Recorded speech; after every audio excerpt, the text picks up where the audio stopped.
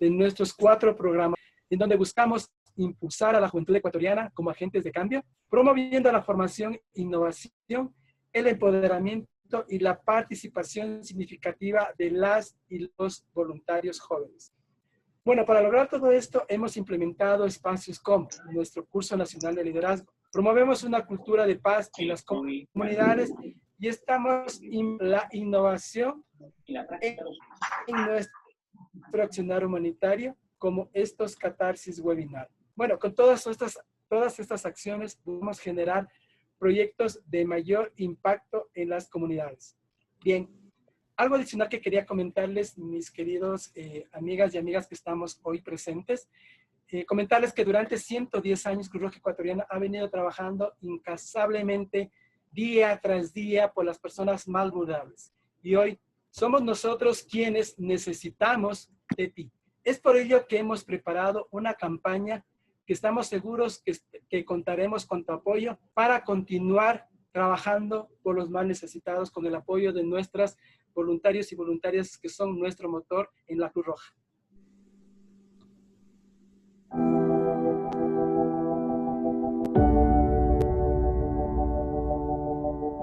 Soy Alegría Vázquez, futbolista profesional, y hoy les voy a contar una triste realidad. La Cruz Roja lleva trabajando más de 110 años en el Ecuador y nunca ha necesitado tanta ayuda como ahora. Durante esta pandemia se han atendido a más de 200,000 personas con asistencia médica. Además, se han brindado 450 platos mensuales. Sin embargo, la Cruz Roja se ha visto reducida en cuanto a personal. El problema está en que se necesita de un nuevo seguro médico para proteger a los voluntarios del COVID-19. Hasta no conseguir el financiamiento para el seguro médico, lastimosamente 7,100 voluntarios están en pausa. Tenemos las instalaciones, el conocimiento y la voluntad. Lo único que nos falta es tu apoyo y que te unas a la causa. Hemos desarrollado una campaña junto a Pizzería El Hornero, Coca-Cola y Embutidos del Artesano, donde se busca recaudar $108,000 para asegurar a más de 3,000 voluntarios. Es una meta ambiciosa, por lo cual hoy dependemos de ti. El dinero recaudado será destinado para asegurar a los voluntarios y así atender a los necesitados. ¿Cómo nos puedes ayudar? Es simple. Pizzería El Hornero sacó un producto con causa llamado La Pizza que nos une Cruz Roja. Por la compra y la venta de cada uno de estos, estás asegurando a uno de nuestros valientes voluntarios. El tiempo es crítico y nuestras acciones valen oro. No demos la espalda a nuestro país y apoyemos a todos aquellos que lo necesitan. Ayúdanos a expandir el mensaje de la Cruz Roja. Vamos, unidos sí se puede. Y por eso, hoy te queremos pedir que te unas a la causa.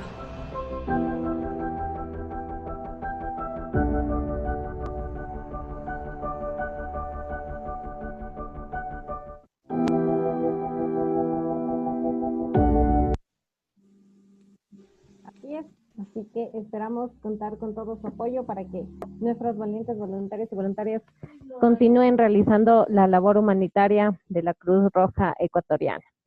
Recordarles nuestras normas de convivencia. La primera es informarles que esta sesión va a ser grabada y que posteriormente podrán volver a ver la charla en nuestra página de YouTube de Cruz Roja Ecuatoriana. Les pedimos que por favor mantengamos los micrófonos y las cámaras apagadas para asegurarnos una mejor experiencia de esta charla de esta noche de hoy. Evitemos por favor rayar las pantallas y recordemos que este es un espacio en donde vamos a aprender y disfrutar con respeto mutuo hacia todas las personas que estamos conectadas. El formato que se va a manejar esta noche van a ser 60 minutos de charla que se van a dividir en 45 minutos de esta ponencia y 15 minutos al final para realizar las preguntas que pueden ser escritas en el chat. Esta noche tenemos con nosotros a Silvia Pineda. Ella nos va a hablar sobre cuidando al cuidador, redes de cuidado en la comunidad. Silvia es especialista en oncología clínica por la Universidad del Salvador en Buenos Aires, Argentina. También es magíster en cuidados paliativos por la Universidad del Salvador, igualmente de Argentina. Es experta en nutrición oncológica y gestión de redes y comunidades compasivas. Así que, Silvia, muchísimas gracias por estar esta noche con nosotros. Y a todos ustedes, una vez más, bienvenidos y bienvenidas. Disfrutemos de esta noche. Los dejamos con Silvia.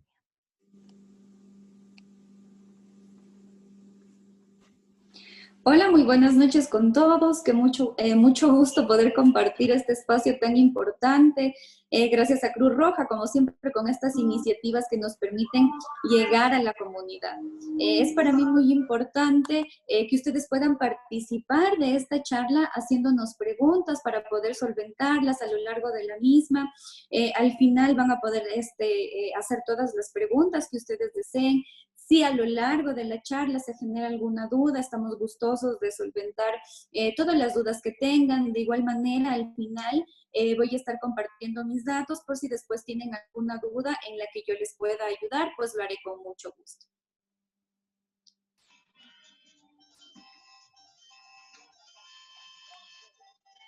Así que me van a esperar 2 segunditos para poder compartir mi pantalla y poder comenzar.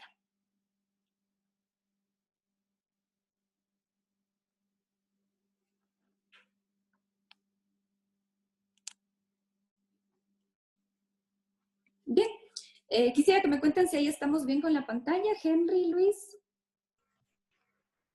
Sí, perfecto, se ve bien.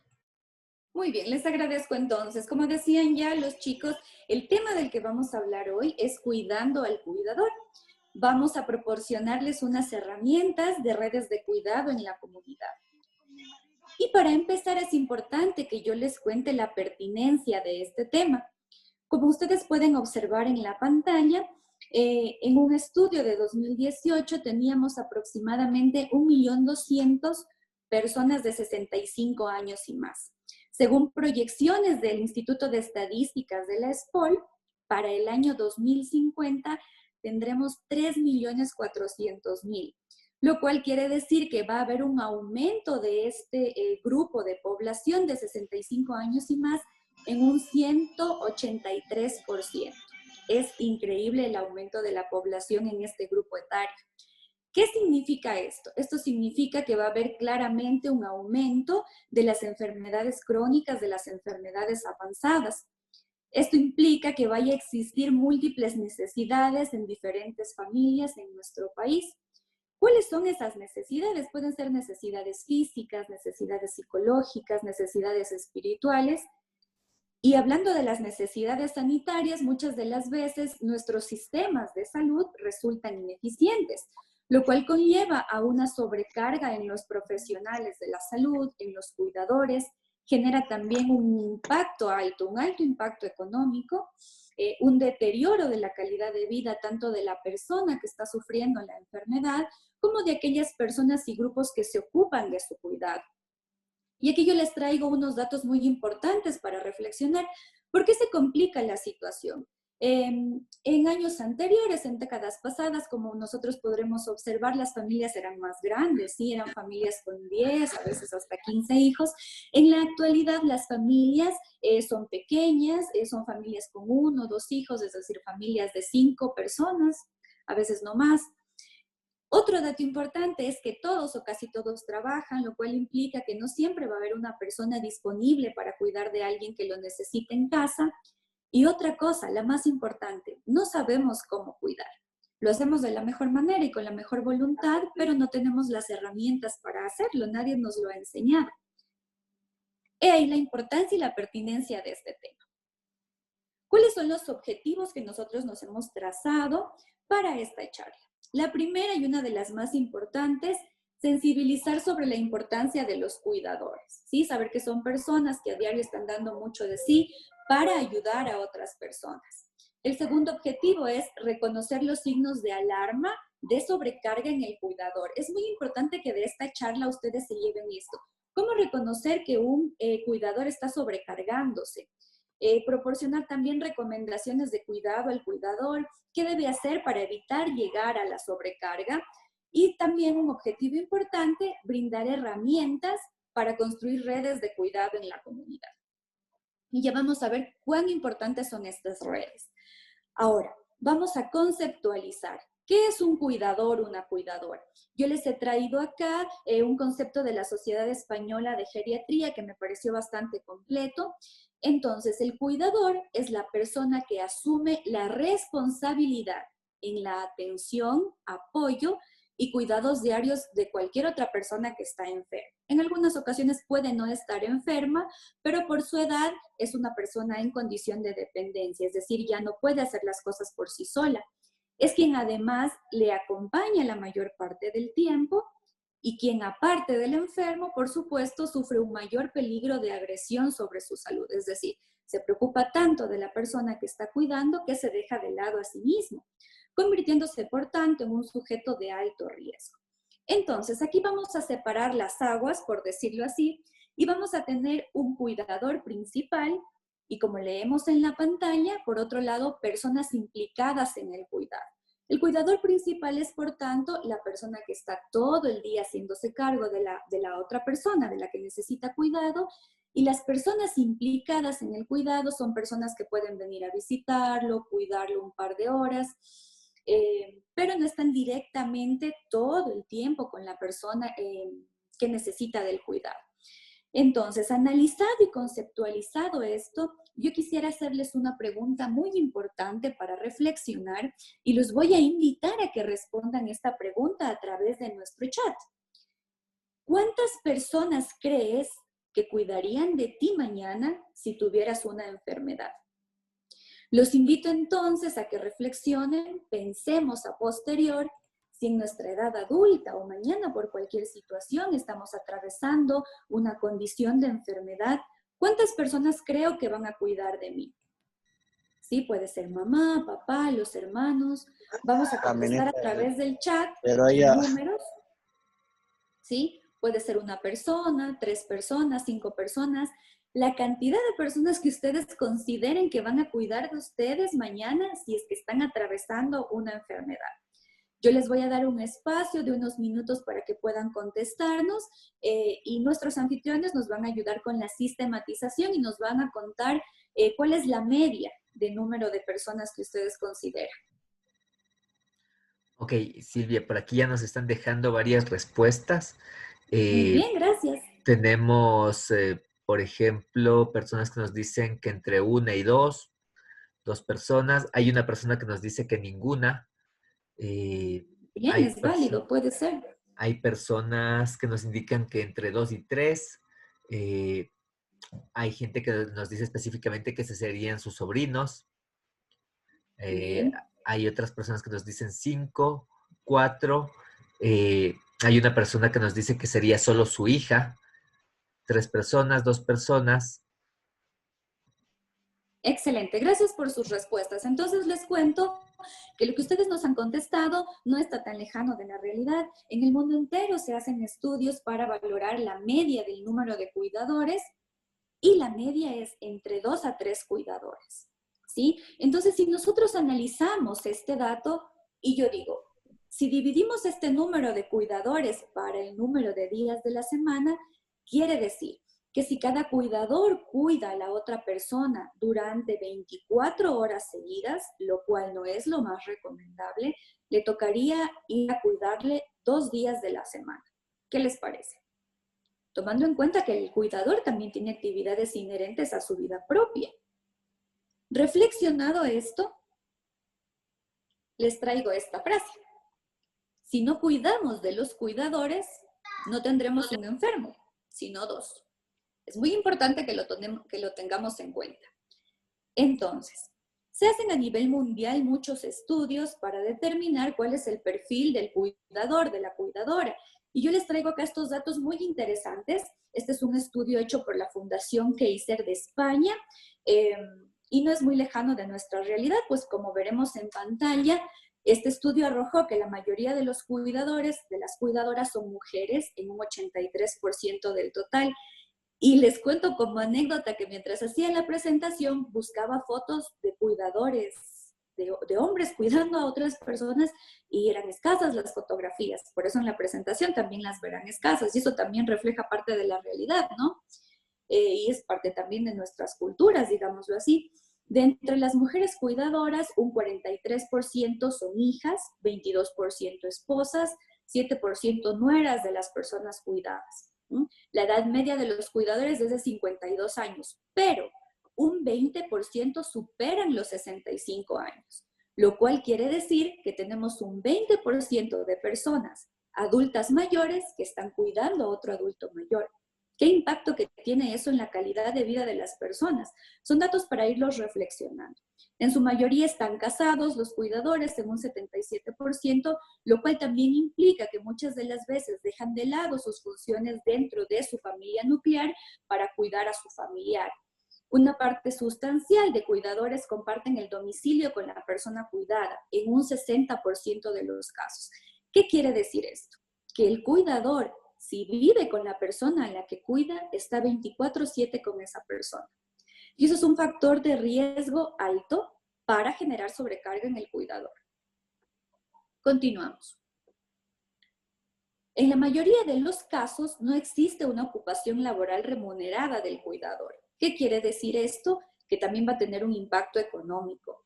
La mayoría de los cuidadores prestan ayuda diaria a su familiar mayor en un 85% de los casos. Gran parte de los cuidadores no reciben ayuda de otras personas y esto es otro factor de riesgo para generar sobrecarga en el cuidador. ¿Sí? No hay ayuda de ninguna otra persona, es decir, es un cuidador único. Como ustedes lo decían en las respuestas, inclusive hay personas que no tienen nadie quien los cuide. Y de ahí también nace la importancia y la necesidad de las redes de cuidado en la comunidad. La rotación familiar o sustitución del cuidador principal por otros miembros de la familia es moderadamente baja. En realidad es baja porque cuando se le delega la función a un cuidador principal y no hay apoyo de cuidadores secundarios o personas implicadas, es bien difícil, bastante difícil que después haya una rotación familiar. La percepción de la prestación de ayuda, es decir, es como una percepción de cuidado permanente, de que la persona en situación de dependencia necesita cuidado permanente del cuidador. Una parte de ellos comparte la labor del cuidado con otros roles familiares, como cuidar de sus hijos, ¿sí? Como lo vemos en la gráfica, no solamente cuida de la persona con situación de dependencia, sino también tiene que cuidar de sus hijos y hacer otras actividades en el hogar, lo cual lógicamente va a sobrecargar al cuidador. Continuamos. Entonces, yo les traigo aquí unas actividades principales del cuidador. La gráfica es bastante descriptiva. Como ustedes pueden ver, la cuidadora está cocinando, aspirando, limpiando y al tiempo movilizando a la persona a la que cuida. Solo esta diapositiva, esta imagen nos trae la importancia y la actividad, las actividades múltiples que hace el cuidador. Entonces, dentro de las actividades tenemos la alimentación a la persona que cuida, tanto prepararla como administrársela, el aseo personal, como ya lo había dicho, la administración de medicamentos, inclusive muchos cuidadores son delegados tanto para ir a la farmacia a comprarlos como para administrarle la medicación a la persona. Otra de las actividades importantes y una de las que yo considero más fuertes es la movilización, tanto interna como externa. La movilización interna, considérese, movilizar a la persona desde su cama hasta el baño, movilizar a la persona desde su cama hasta el patio, mucho más si la persona está totalmente dependiente. La movilización externa puede ser llevarlo al parque, llevarlo a los controles médicos, entonces eso implica que la persona necesita estar pendiente todo el tiempo, sobre todo, como ya lo había mencionado, si la persona en la que cuida está totalmente dependiente, si ha perdido su autonomía. Es diferente cuando la persona todavía tiene autonomía, se ayuda también, ¿sí? Como ya lo había dicho, otras actividades son los controles médicos, y yo he traído acá una actividad que es informar a la familia. Si se trata de un cuidador externo, ¿sí? Que hace su turno de 12 horas y al final del día se va a casa, al final del día tendrá que dejar informando a los hijos, a los familiares de la persona a la que cuida, qué ocurrió durante el día, ¿sí?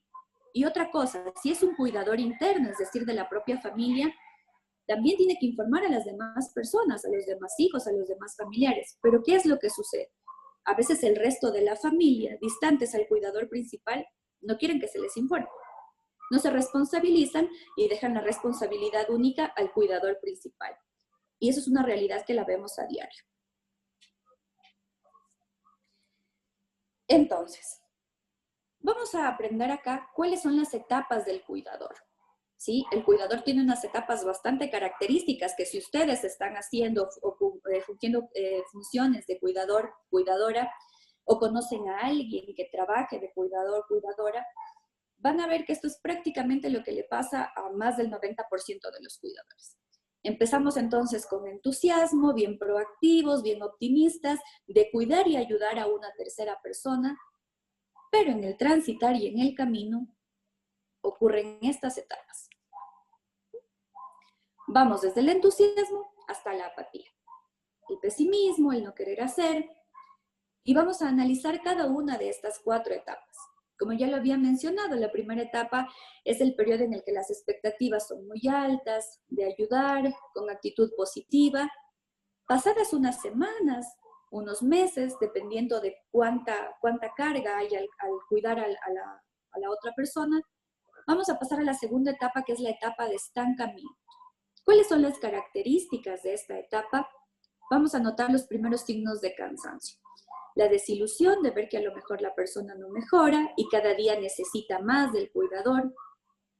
El cuidador parece sentirse vacío, parece que está siempre en el mismo punto de partida, es decir, no mejora. Comienzan a aparecer los primeros signos de irritabilidad, impaciencia. Es decir, en esta etapa es muy frecuente ver que el cuidador se molesta al estar al lado de la persona a la que cuida. Ojo con esos signos. En la tercera etapa tenemos la frustración. Afloran los sentimientos de fracaso, la culpa de a lo mejor no estar haciendo las cosas bien, de sentir que lo que hago no está ayudando a la otra persona. Surgen los primeros signos de ansiedad, ¿sí? Pero el cuerpo también empieza a expresar sus molestias físicas. Habitualmente, ¿qué es lo que sucede? Los cuidadores pierden el sueño, presentan insomnio, no pueden descansar, suelen perder el hambre, presentar síntomas digestivos. Lo que habitualmente vemos es síndrome de colon irritable por estrés, ¿sí? Son muchos síntomas físicos que ya empieza a expresar el cuidador. Y en la cuarta etapa, a la cual debemos evitar llegar, es la apatía. Es la fase límite, ¿sí? Ha entrado en un círculo vicioso. Las actividades ya se vuelven automáticas. Dar de comer, cambiar, limpiar, llevarlo a pasear. Ya no hay en medio de esta relación cuidador-cuidado sentimientos de positivismo, ya no hay un sentimiento de cariño, sino que todo se lo hace de una manera automática. Por tanto, la actividad se percibe como una carga insuperable que no ofrece ningún tipo de satisfacción, ¿sí? Entonces el cuidador nota que nada funciona debidamente, ni en su trabajo ni en su vida personal. Por tanto, todos los problemas en su entorno se agravan. Mucho ojo con todas estas etapas. Si nosotros estamos siendo cuidadores, cuidadoras, si conocemos a alguien que está cumpliendo con este tipo de actividades, es muy importante analizar en qué etapa del cuidador me encuentro, ¿sí? Entonces, analizando todo esto, viendo todas las actividades que un cuidador o cuidadora hace, viendo todo lo que esto implica para mí como persona y para mí dentro de mi familia, les hago esta pregunta, que es muy importante reflexionar. ¿Estaría dispuesto a cuidar a una persona que no sea parte de su familia? Los invito entonces en este momento a respondernos por el chat y a nuestros anfitriones a ayudarnos a sistematizar.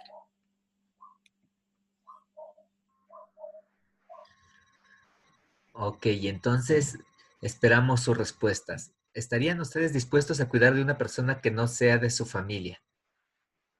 ¿Qué nos dice?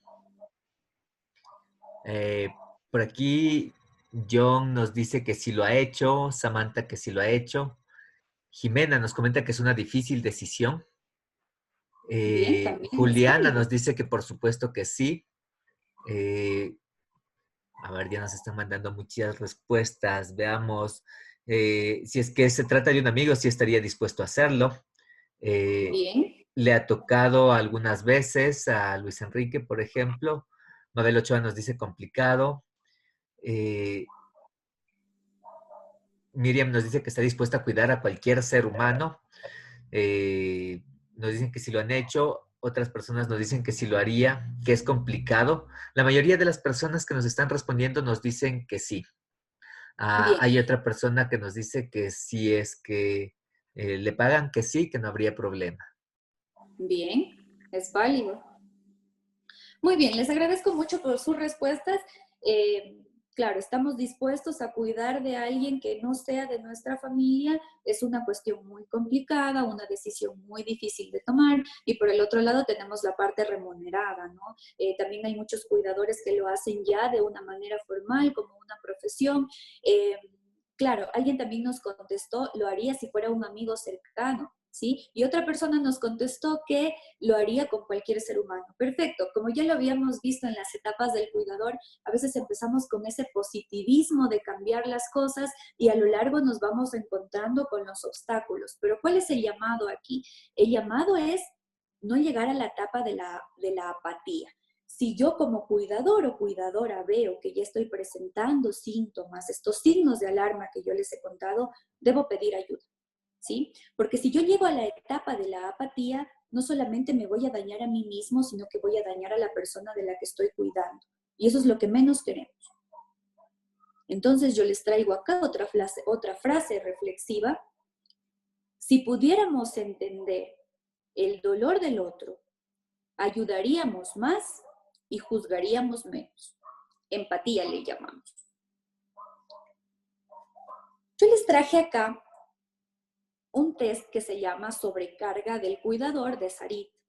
Como ven ustedes, tiene varios ítems y esto nos sirve a nosotros como profesionales para evaluar si es que el cuidador está en sobrecarga, ¿sí? No lo vamos... a ver, ¿de qué se trata este test? Las preguntas que están incluidas en el mismo, dependiendo de la respuesta de la persona a la que estamos evaluando, se va a puntuar del 0 hasta el 4 y vamos a tener unos resultados que nos van a decir si es que la persona está con sobrecarga o no. Pero vamos a hacer un ejercicio práctico para tomar en cuenta. Entonces, yo de todas las preguntas del test, puse acá unas de las más importantes, las que yo en la práctica diaria veo que sucede con los cuidadores y les voy a invitar a reflexionarlas conmigo. Entonces, puede ser que su respuesta a estas preguntas sea rara vez, algunas veces, bastantes veces o casi siempre. Reflexionemos entonces. ¿Piensan que su familiar le pide más ayuda de la que realmente necesita? Yo he visto a muchas personas que me dicen, pero doctor, es que es muy molestoso, todo el día me molesta. Le doy la pastilla para el dolor y le sigue doliendo. Ojo, esa pregunta ya sería positiva. Continuamos. ¿Piensa que debido al tiempo que dedica a su familiar, no tiene suficiente tiempo para usted? ¿Se siente enfadado cuando está cerca de su familiar? Esto es otro signo de alarma, como ya lo habíamos visto, ¿sí? Cuando ya estamos con signos de sobrecarga, el cuidador habitualmente se enfada al estar al lado de la persona que cuida. Se siente molesto, se siente irritado. ¿Piensa que su familiar depende de usted? Sí, la respuesta puede ser bastantes veces. Pienso que depende de mí casi siempre. Continuamos. ¿Piensa que su salud ha empeorado debido a tener que cuidar de su familiar?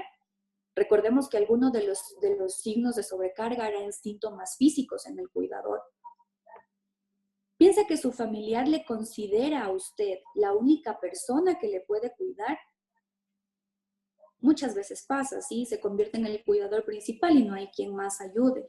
Eso es una realidad que la palpamos a diario. ¿Piensa que no será capaz de cuidar a su familiar por mucho más tiempo? Es decir, estoy al límite, ya no puedo más, no puedo cuidar más porque no me siento bien, no lo estoy haciendo bien, ¿sí? Tiene sensación de culpabilidad. ¿Desearía poder dejar el cuidado de su familiar a otra persona? Si su respuesta es sí y es lo deseo casi siempre, estamos ante otro signo de sobrecarga. Ojo, si hemos respondido bastantes veces o casi siempre a estas preguntas que hemos formulado, pare. Revise la situación y pida ayuda. Claramente, si respondimos de forma positiva a las interrogantes que vimos, estamos con signos de sobrecarga y necesitamos pedir ayuda. Porque como lo había mencionado anteriormente, si no pedimos ayuda a tiempo, nos vamos a dañar a nosotros como cuidadores y por ende a la persona que estamos cuidando. Entonces, otro de los objetivos de esta charla era conversar cuáles son las cosas que podemos hacer para cuidar de nuestro cuidador. Esta diapositiva se basa en pedir ayuda, reconocer que no somos capaces de hacerlo todo, aceptar situaciones límite. Podemos solicitar ayuda a otros familiares, podemos pedir ayuda al médico que está viendo a la persona de la que estamos cuidando, a asociaciones no gubernamentales, y por ello recalco la importancia de construir redes de cuidado en la comunidad. Entonces, una de las principales cosas para cuidar al cuidador es reconocer que no lo puedo hacer todo y que necesito ayuda. ¿Qué otra cosa es importante para cuidarme como cuidadora? Solicitar información y formación sobre aspectos médicos de la enfermedad. Supongamos que yo estoy cuidando de una persona que tiene colocada una sonda vesical, pero yo no sé cómo cambiarla. Estoy intentando y me frustro porque no sé cómo hacerlo y tengo miedo de causarle daño al cambiarle esa sonda. ¿Qué necesito hacer? Pedir formación sobre aquello, que alguien me explique, que alguien me enseñe cómo cambiar esa sonda. ¿Sí? Voy a disminuir mi nivel de sobrecarga. Marcarse objetivos reales y factibles a corto plazo y mantenerse motivado. ¿Sí? ¿Cómo me voy a mantener motivada como cuidadora? No fijarme solo en las cosas que a lo mejor están fallando, sino en las cosas que están siendo positivas para mí y para el cuidador. ¿Qué estoy ganando yo? ¿Qué estoy aprendiendo yo a ser cuidadora de esta persona? ¿En qué le estoy ayudando a mejorar la calidad de vida a la persona que estoy cuidando? Es decir, siempre ver lo positivo de todas las situaciones que se nos presenten nos va a ayudar mucho a disminuir los niveles de sobrecarga. Es decir, una actitud positiva es uno de los ingredientes. No olvidarme de mí misma, ¿sí? Dormir las horas adecuadas, alimentarme bien, acudir a mis chequeos médicos si es que los tengo programados o si presento síntomas o molestias, acudir a un control médico. Y esto no solo es un control médico, sino también si presento a lo mejor síntomas de ansiedad, síntomas de depresión, acudir a una consulta psicológica también. Eso es muy importante. No olvidar que la mente es como cualquier otro órgano de nuestro cuerpo, también necesita atención. Evitar el aislamiento. Y aquí es algo muy importante. Si ustedes como cuidadores pueden conversar con otras personas que también sean cuidadores, es muy positivo. Y aquí la importancia de los grupos de apoyo mutuo en cualquier cosa. Eso está más que demostrado, que los grupos de apoyo mutuo sirven mucho. ¿Sí? Entonces, si hay la posibilidad de conversar con otras personas que también sean cuidadores, preguntarles cómo les va, tal vez socializar de qué manera resuelven algunos problemas, nos va a servir de mucho. Ojo, muy importante, hay que saber decir que no. Hay que poner límites a las demandas excesivas del paciente sin sentirse culpables. Eso es muy importante que lo tomen en cuenta. Y apoyarnos también en los centros aliados, como son centros hospitalarios. Muy importante fomentar la independencia del paciente, ¿sí? Si el paciente todavía es capaz de hacer algunas actividades por sí solo, tenemos que dejarlo. Tampoco tenemos que sobreprotegerlo. Tenemos que fomentar su autonomía, porque eso eleva la autoestima del paciente. Eso es muy importante. Mientras mayor autonomía tenga la persona a la que estamos cuidando, qué mejor. Lo motivamos y aumenta su autoestima. Y planificar las actividades de la semana y del día es muy importante, sobre todo si estamos cuidando a personas con enfermedades crónicas ya avanzadas. Yo acá les traigo un ejemplo de cómo se puede hacer si la persona está tomando varios medicamentos y esto ayuda para la organización. Podemos, como vemos en la pantalla, escribir el nombre del medicamento, si le tengo que dar al levantarse, si lo tiene que tomar con el desayuno. Puedo poner acá la fecha, si la persona es alérgica a algo, alguna observación, porque como tengo que estar pendiente de tantas cosas, puede ser que se me olvide.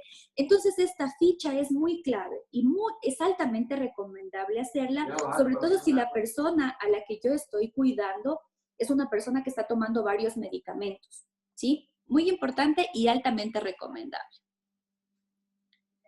El ABC del cuidador, para no olvidar. Asistirse y asistir, brindándose y brindando, cuidándose y cuidando. Es decir, cuidarme primero para cuidar mejor de los demás. Y ahora sí, con todo lo que hemos visto hasta ahora, ¿cómo vamos a formar una red de cuidado en la comunidad? ¿Cuáles son los objetivos de formarla?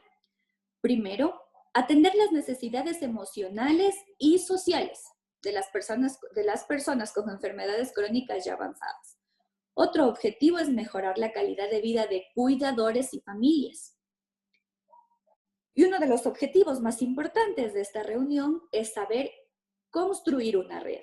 Pero si ya la tenemos construida en nuestra comunidad, vamos a aprender a ampliarla, a mejorarla y a fortalecerla.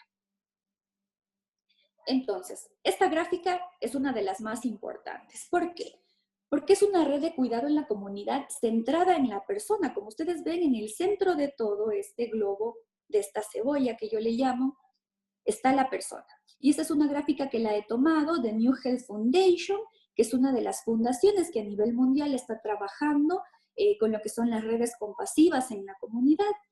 Entonces, como hemos dicho, esta es una atención integrada y centrada en la persona. Tenemos entonces en el centro a la persona, alrededor tenemos la red interna. ¿Qué es la red interna? Son los familiares más cercanos. Esas personas que cuando ustedes al inicio de la charla reflexionaron y dijeron, estas personas me pueden cuidar, esa es su red interna. Las personas más cercanas a ustedes, que pueden ser padres, hermanos, amigos más cercanos. Tenemos posterior la red externa. En la red externa están familiares un poco más lejanos, pueden ser primos, pueden ser amigos no tan cercanos, pueden ser vecinos, pero ya en el otro nivel tenemos la comunidad. Dentro de la comunidad están otros actores sociales, también dentro de la comunidad están los vecinos, otras personas lejanas a mí, lejanas a la persona que necesita cuidado, pero que puedan proveerle de algún tipo de apoyo. En el otro nivel tenemos los servicios sociales y sanitarios. Dentro de este van a estar los centros de salud, los hospitales, organizaciones no gubernamentales que puedan proveerme de apoyo. Y finalmente tenemos los gobiernos. En cuanto a los gobiernos, vamos a tener los marcos políticos, que pueden ser también las políticas locales, las políticas regionales, nacionales. Como vemos aquí en esta gráfica, esta red es porosa. ¿Qué quiere decir?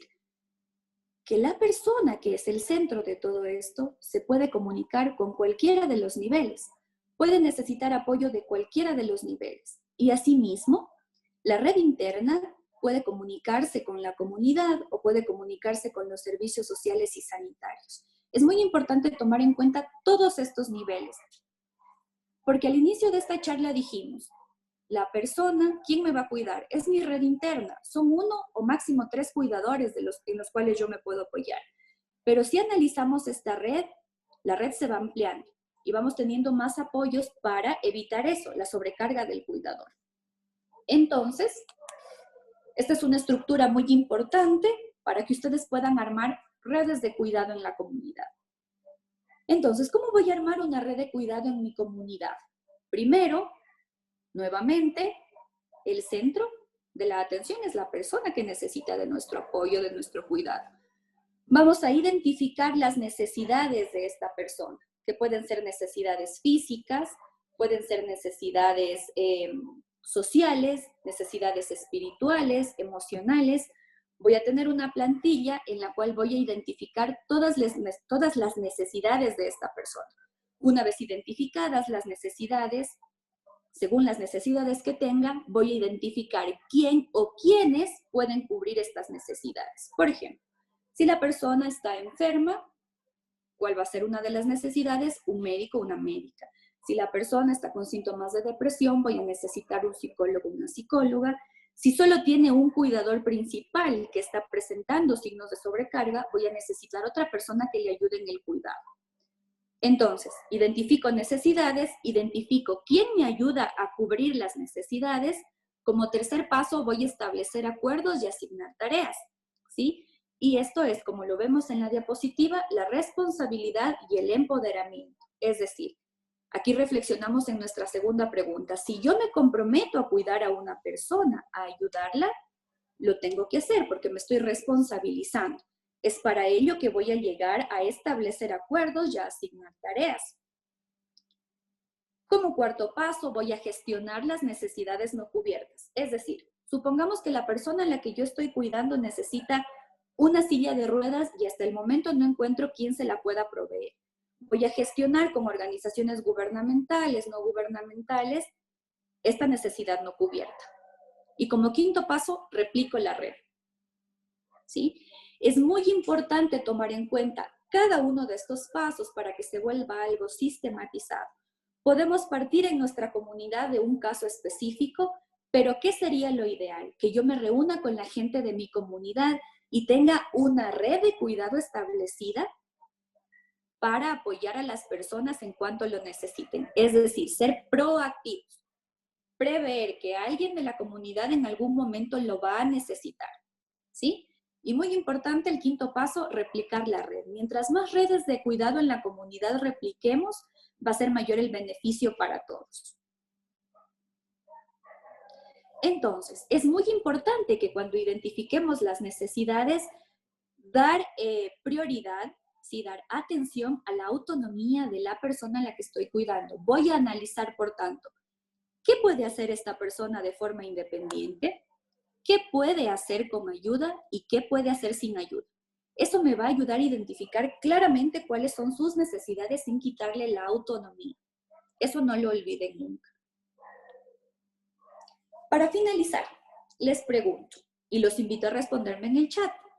¿Se están realizando en tu comunidad redes de cuidado?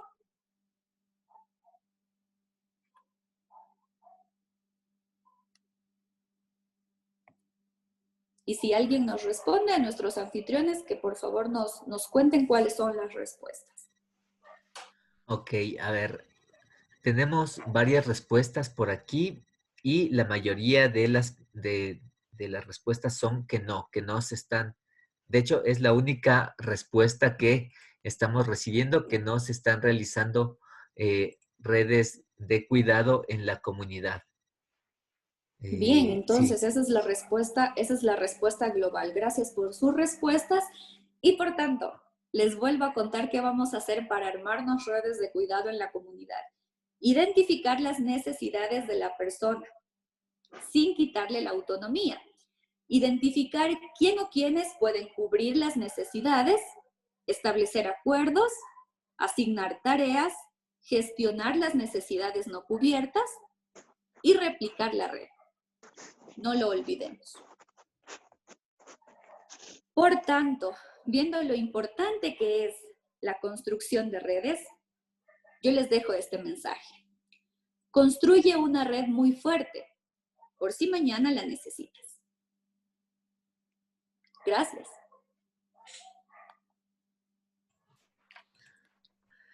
Los invito ahora a que por favor, si tienen alguna duda, alguna pregunta que yo pueda solventar, pues con mucho gusto. Genial, Silvia, muchísimas gracias. Bueno, igual Silvia nos está dejando en la pantalla sus contactos en el caso de que alguien quiera contactarla directamente. A ver, tenemos varias preguntas por aquí. Entonces, Isabel Moreta nos pregunta, en caso de armar las redes, ¿quién nos asesora? Bueno, podríamos asesorarlos nosotros. Por eso estamos trabajando con Cruz Roja, es muy importante, ¿sí? Es muy importante recalcar también que en los niveles de la red, como lo habíamos visto, dentro de comunidad también intervienen lo que son los grupos de voluntarios. Es por ello que nosotros habíamos visto la pertinencia de tratar este tema. Sí, pero con mucho gusto, si ustedes están... si ustedes quieren armar sus redes de cuidado en la comunidad, nosotros con mucho gusto los asesoramos. Lo importante es que sigamos replicando las redes porque, como lo había dicho, al final esto es un apoyo para todos. Ok, por acá tenemos otra pregunta. Nos dice, bueno, no tiene puesto el nombre, pero nos dice, ¿cómo se puede organizar en la familia el cuidado de una persona? Bien, esa es una muy buena pregunta, ¿sí? Porque a veces en las familias es en donde más se complica organizar las redes de cuidado. Lo que vamos a hacer es reunirnos en familia, si hay la posibilidad, identificar. Primero, siempre vamos a partir de identificar las necesidades de la persona a la que vamos a cuidar. Segundo, vamos a identificar en la familia con quién contamos y con quién no. De esas personas con las que estamos contando, vamos a determinar con qué puede ayudar cada una de estas personas. Y así les parezca que no es importante, lo vamos a escribir, vamos a hacer unos horarios, es decir, Juana va a venir a cuidar a mamá el lunes de 7 a 3. En la tarde va a venir Pablito a cuidarla de 3 a 8. A las 8 ya llego yo, que vivo con ella, y durante la noche la cuido yo. Todo bien establecido, bien organizado. Pero no olviden que siempre partimos de identificar las necesidades de la persona y después vamos a identificar con quién cuento y con quién no, para cumplir y cubrir las necesidades, ¿sí? Y en familia a veces se complica un poco más, ¿sí? Por los lazos familiares que nos unen, a veces hay algún tipo de conflictos, pero como digo, es muy importante saber con quién contamos y con quién no, armarnos unos horarios, saber cuáles son las necesidades que aún no están cubiertas para pedir apoyos locales. No sé si es que con eso estoy respondiendo la pregunta. Ok. Silvia, por aquí alguien nos está levantando la mano. Cristian, abre tu micrófono, por favor, para que puedas hacer tu pregunta. Buenas noches, soy Cristian Rivero de la Junta Provincial de Esmeralda. Hola, Excelente la charla, gracias por un día más de conocimiento. Y la pregunta sería de que si hay un rango de edad en este tipo de cuidador para no eh, darle mucha sobrecarga, porque hay diferencias, o sea, hay personas hay niños y hay personas adultas, entonces podría explicarme si hay algún rango de horas o ese rango de horas ya lo socializa el cuidador con la persona que, o sea, con los familiares de la persona que va a cuidar. O hay bien. algún rango que pueda, que existe. Gracias, Gracias. gracias Cristian por su intervención. La pregunta que hace es muy importante. Se recomienda que el número de horas de cuidado no superen las 12 horas, ¿sí? Porque está científicamente estudiado que pasadas las 12 horas de cuidado continuo, ya el ánimo, la predisposición no es la misma y podemos tener algún tipo de complicaciones como las que se ve en la práctica diaria, que es administración errónea de medicamentos, ¿sí? Olvido de administración de medicamentos, eso por un lado. Entonces yo sugiero, el número de horas de las que proporcionemos cuidado a otra persona no debe superar las 12 horas seguidas. Y con respecto a la edad, como les había mostrado en el estudio, la edad media de los cuidadores es de 52 años. Pero como yo ya lo había dicho anteriormente, hay adultos mayores cuidando de otros adultos mayores, entonces se debería evitar eso, ¿sí? Sabemos que mientras más joven es la persona, tiene tal vez más ánimos para el cuidado y mucha más fortaleza para el cuidado, así que se debería evitar que los cuidadores sean personas de adultas mayores, ¿sí? Eso es muy importante tomarlo en cuenta. Ok, gracias Silvia. Dolores Vázquez nos dice, doctora Silvia, muchas gracias por su intervención, como siempre destacada y precisa en los temas. Tengo una pregunta. ¿Qué tipo de actividad puede realizar el cuidador para relajarse? Excelente, Luli, muchas gracias por su pregunta, muchas gracias por estar acompañándonos. Como lo había mencionado, hay muchas cosas que el cuidador puede hacer para evitar llegar a la sobrecarga. Ocuparse de sí mismo, no olvidarse de sus controles médicos, dormir el número de horas adecuadas, tiene y por sugerencia hacer ejercicio para que se relaje. Sugerimos mucho a los cuidadores hacer yoga. Y lo que yo sugiero y altamente recomendable, si hay la posibilidad, pertenecer a grupos de apoyo mutuo. Ahora, si la persona se siente ya con signos de sobrecarga, con signos de ansiedad, depresión, como ya lo había dicho, la ayuda psicológica es muy importante. Pero lo que recomendamos son actividades para disiparse. Hacer ejercicio, escuchar música, hacer yoga, ir a actividades con sus amigos, si es que su medio y su red se lo permite, ¿sí? Deportes se puede hacer en la casa, yoga se puede hacer en la casa. Ahora, si ya está con signos de sobrecarga, altamente recomendable, acuda a apoyo psicológico. Eso es muy, muy importante. La mente, como el cuerpo, es un órgano que debe ser tratado.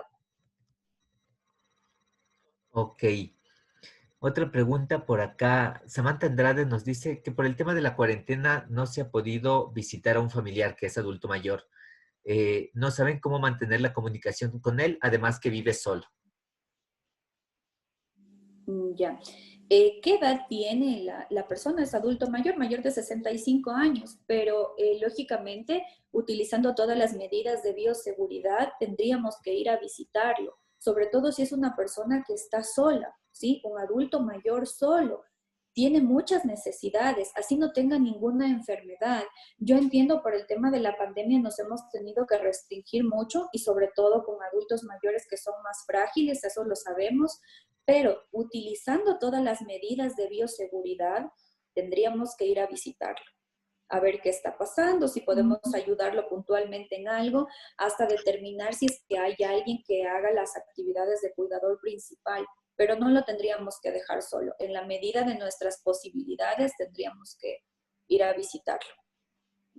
Ok, Andrea Pineda nos dice, ¿qué actividades se pueden realizar para disminuir los efectos psicológicos por la sobrecarga del cuidador? Es inevitable no solo el desgaste físico, sino psicológico también. Hay ansiedad, estrés, sentimientos de culpa, entre otros. Así es, como ya lo había mencionado, no superar lo que son las 12 horas de cuidado continuo, poner límites, como lo habíamos conversado, decir no cuando se tenga que decir no, ¿sí? Eso nos ayuda mucho a establecer un límite en nuestras actividades de cuidado. A veces evitar sentir culpa no es fácil, ¿sí? Pero es importante tomar en cuenta que hay situaciones que nosotros no las podemos controlar, ¿sí? Y tenemos que hacer esto. Si nosotros somos cuidadores externos, es decir, cuidamos 6 horas a esa persona y nos vamos a casa, saliendo del lugar en donde está la persona que cuidamos, dejamos ahí esos problemas. No podemos mezclar todo con nuestras actividades familiares porque nos vamos a sobrecargar. Es lo mismo lo que les pasa a los médicos, lo que les pasa a los psicólogos. Salido de su consultorio, tendríamos que dejar las actividades ahí, ¿sí? Y como lo he venido mencionando, si siente que está con signos de sobrecarga, si ya se siente con signos de ansiedad o depresión, pues ya estamos en una etapa avanzada del cuidador, ¿no es cierto? Estaríamos entre la segunda, tercera etapa, si no es que la cuarta, entonces tenemos que buscar ayuda. Pero siempre es importante, como lo había mencionado, no tener expectativas muy altas con respecto al cuidado. Saber que hay cosas que nosotros no podemos revertir, sobre todo si es una enfermedad crónica y avanzada. Es decir, ser bastante realistas con respecto a lo que nuestras actividades de cuidado le proporciona a esa persona, ¿sí? Está bien que nuestras actividades de cuidado le mejoran la calidad de vida, pero nosotros en muchas de las ocasiones no lo vamos a poder curar. Es decir, tener unas expectativas realistas nos ayudan a disminuir muchas de las veces la sensación de culpa, al sentir que lo que estamos haciendo tal vez no está ayudando mucho. Y como lo decía también, ver siempre lo positivo en cualquier situación. ¿Qué estoy aprendiendo de esta situación? ¿En qué estoy ayudando? ¿Qué me está ayudando a mí? Ok. María Elizabeth nos pregunta, ¿cómo gestionar cuando la persona dependiente quiere ser cuidada por una persona exclusiva y no permite que otros familiares lo cuiden? Eso tenemos que pautarlo desde el inicio. Para algunas personas que todavía no estén en esta situación, y ya voy a responder puntualmente la pregunta, pero es muy importante desde el inicio, como lo hicimos en esta sesión, dejar las reglas claras, ¿sí? Papá o mamá, esta persona no puede estar a su cuidado todo el día porque también tiene que hacer actividades, es decir, vamos a sensibilizar desde el inicio. Pero si ya estamos dentro de la situación de que la persona que necesita cuidado no quiere dejarse cuidar por otra, ¿qué hacemos ahí? La persona que lo está cuidando le explica, lo sensibiliza si es que está lúcido y nos está entendiendo todo. No puedo estar todo el tiempo con usted, tengo estas actividades, tengo que cuidar de mí. Le pido siempre dándole la importancia que necesita la persona, ¿sí? Yo veo muchas veces que aniquilamos a la persona, la anulamos a la persona que estamos cuidando, es decir, ni siquiera le preguntamos su opinión. Venimos acá en un grupo de hijos, de hijas, de familiares, tomamos decisiones y ni siquiera le preguntamos. Eso no se debería hacer. Le estamos disminuyendo autonomía, le estamos disminuyendo importancia y eso les baja mucho la autoestima, inclusive les lleva hasta la depresión porque se sienten una carga. Los vamos a hacer en la medida de la posibilidad parte de nuestras decisiones, Y en este caso puntual que nos preguntan, la respuesta es sensibilizar. Sensibilizarlo frente al hecho de que la persona que él desea que lo cuide todo el tiempo no puede hacerlo porque tiene sus actividades propias y porque se va a terminar enfermando si lo sigue haciendo así. Ok. Andrea Cifuentes nos dice, ¿es algo común en las familias de adultos mayores o personas con discapacidad que el único cuidador no se deja ayudar o piensa que nadie puede realizar el cuidado que él da? ¿Cómo tratar de ayudar a ese desapego y no llegue a quemarse? Exactamente este tipo de actividades, ¿sí? Para que identifique que ya tiene muchos signos de sobrecarga. Eso es muy real lo que nos está preguntando Andrea. Hay personas que generan un apego y un vínculo tan fuerte que no quieren que otra persona lo cuide, es decir, creen y se convencen de que nadie lo puede hacer tan bien como ellos. Entonces tenemos que trabajar desde ese lado, hacerle ver de una forma muy cordial, ¿sí? Sin entrar en conflicto, que se le puede ayudar, que necesita ayuda, que hay otras personas que lo pueden hacer. ¿Qué es importante? No hacer ver como que lo estamos desplazando. Tenemos que hacerle ver que lo estamos ayudando. Eso es muy importante. No entrar en conflicto, no entrar en disputa. No le voy a decir, mira, tú no lo puedes cuidar todo el tiempo por tales y cuales razones. No, ahí nos vamos a bloquear los caminos. Lo que vamos a hacer es mostrarnos como un apoyo y hacerle dar cuenta que eso le va a beneficiar a él o a ella como cuidador. Y que nosotros, tanto como él o ella, podemos hacer las actividades, ¿sí? Que él está haciendo y, como lo digo, hacerlo ver no como que lo estamos desplazando, sino como que lo estamos ayudando. Eso es algo muy importante. La forma como se lo conversa, cómo se lo dialoga, al acuerdo que lleguemos es bastante importante. Ok. La última pregunta que nos dejan por aquí de Julián Estefanía es, ¿existe alguna base legal para que los GATS o entidades gubernamentales implementen redes de cuidado? La Constitución. Si partimos del derecho que todos tenemos a la salud, podemos tener ya un amparo legal, pero realmente como lo sabemos, los GATS son autónomos descentralizados, tienen sus propias ordenanzas, sus propias leyes, así que lo que pudiéramos hacer es gestionar más bien con ellos y hacerlos parte de la red de apoyo. Eso es algo muy importante. Nosotros no tenemos que cerrar nuestra red. Nuestra red de cuidado en la comunidad siempre tiene que ser una red que tenga una puerta muy grande abierta hacia los apoyos que nos puedan venir de diferentes partes. Y si nosotros logramos hacer acuerdos y convenios con los gobiernos locales, seccionales, nos vamos a apoyar más, vamos a fortalecer mucho más nuestra red. Pero si hablamos de una base legal, solamente al tomar en cuenta la Constitución como tal. Ok. No sé si nos dejaron una pregunta más por aquí. Sí. A ver, no es una pregunta, de hecho son un par de comentarios. Creo que ya hemos respondido todas las preguntas. Sin embargo, me gustaría leerte 3 comentarios que nos acaban de dejar. El uno es de Jimena Fernández de Córdoba. Dice, en mi comunidad hay muchos cuidadores de adultos mayores y de personas con discapacidad. Gracias por las pautas y le estaré molestando con que me facilite la prueba para calificar la condición del cuidador. Con mucho gusto, claro que sí. Mayra Quesada nos dice, buenas noches, felicito doctora por la exposición y me permito hacer énfasis también de que el cuidador busque información acerca de las técnicas adecuadas para movilización del paciente, esto salvaguardando su salud mental, pero también física. Saludos. Entonces, esos son los 2 Gracias. comentarios finales que nos hacen, no tenemos más preguntas. Entonces, Silvia, antes de cerrar el espacio, ¿alguna reflexión final que te gustaría dejarnos antes de irnos? Yo volvería sobre la reflexión que hicimos hace un ratito. Construyan unas redes muy fuertes por si mañana las llegan a necesitar, pues en este camino andamos. Les agradezco mucho por su participación y estoy pendiente a cualquier duda que ustedes tengan. Para eso había dejado mis contactos y nuevamente agradecer mucho a los chicos de la Cruz Roja siempre por estas excelentes iniciativas. Gracias. Genial, Silvia, muchísimas gracias. Muchísimas gracias por esta información muy valiosa que nos acabas de transmitir. Entonces, antes de retirarnos, y ya saben cuál es nuestra tradición de final de webinar, vamos a dejar de compartir un momento la presentación Y les invitamos a que todas las personas que deseen unírsenos en la foto grupal, pues puedan abrir sus cámaras para poder sacarnos la foto. Entonces, anímense a abrir sus cámaras. Estamos ya en modo de vista de mosaico para poder verlos a todos y todas. Entonces los invitamos a que puedan abrir sus cámaras para poder sacar la foto grupal. Sí, vamos a esperar un par de segunditos más a ver quién más se anima a abrir la cámara.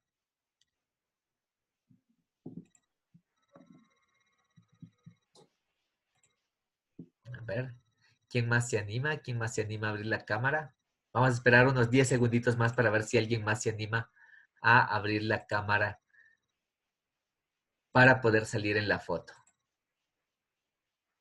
Sí, creo que ya estamos, ok. Entonces, todos sonríen a la cámara y vamos a sacar la fotografía. 1, 2, 3. Una más porque alguien más se acabó de incluir en la pantalla. Por favor, a ver. 1, 2, sonrían. Perfecto. Muchísimas gracias. Entonces, a ver si me ayudan compartiendo una vez más la presentación para poder hacer el cierre. Entonces, antes de irnos, queríamos recordarles algo que les habíamos comentado al inicio de este evento. Cruz Roja Ecuatoriana lleva más de 100 años ayudando a las comunidades que más lo necesitaban en el país. Esta vez somos nosotros quienes necesitamos de ustedes. Y hemos lanzado la campaña La Pizza que nos une y que básicamente lo que busca es poder recaudar fondos para poder contratar un seguro de salud que pueda cubrir a nuestras voluntarias y voluntarios en todo el país para que puedan salir a realizar sus actividades misionales ya en terreno y que puedan estar protegidos por el tema de COVID-19. Entonces, si es que no tienen Pizzería El Hornero en su localidad, nos sería de mucha ayuda que vayan a la página de Facebook o de Instagram de Cruz Roja Ecuatoriana y que nos ayuden compartiendo los posts y los estados que estamos subiendo sobre esta campaña. Así, de alguna manera, algunas personas podrían sumarse a esta causa. Y antes de irnos, les queremos invitar para el webinar del día viernes. Tendremos otra espectacular charla y esta vez nos va a acompañar Cristian Castro, quien es máster en diseño industrial y él nos va a hablar de innovación y emprendimiento digital, un tema bastante importante y muy necesario considerando que estamos ya en etapa de poder reactivar la economía en nuestro país. Entonces les extendemos la invitación. Viernes 3 de julio, 8 de la noche. Y eso ha sido todo por hoy en Catarsis Webinar. Muchísimas gracias. Y no olviden que estamos activados. Nos vemos el día viernes. Que tengan todos y todas muy buena noche. Buenas noches, gracias. Gracias, Silvia. Un abrazo. Un abrazo, Luen.